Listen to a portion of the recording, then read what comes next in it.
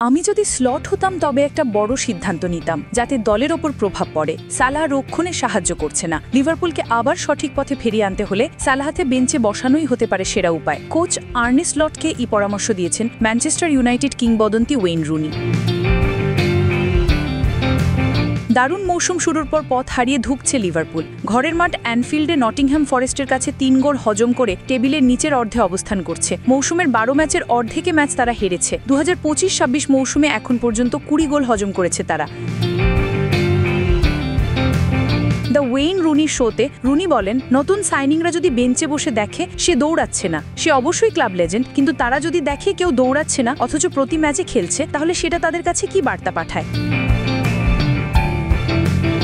আর্নে স্লটের সালাহকে বাদ দেওয়া উচিত কিনা এমন প্রশ্নের জবাবে রুনি আরও বলেন, আমার মনে হয় হ্যাঁ, 100%। তাকে সিদ্ধান্ত নিতে হবে, দলকে কম্প্যাক্ট করতে হবে, কঠিন করে তুলতে হবে এবং প্রত্যেককে পেছন থেকে দৌড়ে কাজ করতে হবে। এরপর জিততে শুরু করলে আবার সালাহকে ফিরিয়ে আনা যেতে পারে।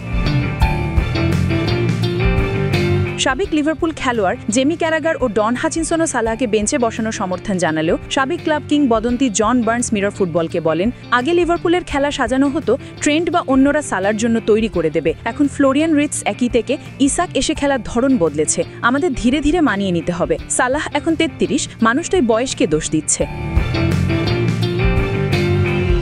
জন বার্নস আরও বলেন, দলকে এখন নতুন খেলার স্টাইলের সঙ্গে মানিয়ে নিতে হবে, যা আর শুধুমাত্র সালাহকে কেন্দ্র করে তৈরি নয়। সালাহ এখনও বিপজ্জনক, তবে আগের মতো দ্রুত বল পাবে না। ধুঁকতে থাকা লিভারপুল কোচ স্লটের দাবি যে সমাধান খুব দূরে নয়, তবে শিরোপা ধরে রাখার মিশনে এমন ভয়াবহ শুরুর পর তার ভবিষ্যৎ নিয়ে প্রশ্ন উঠছে।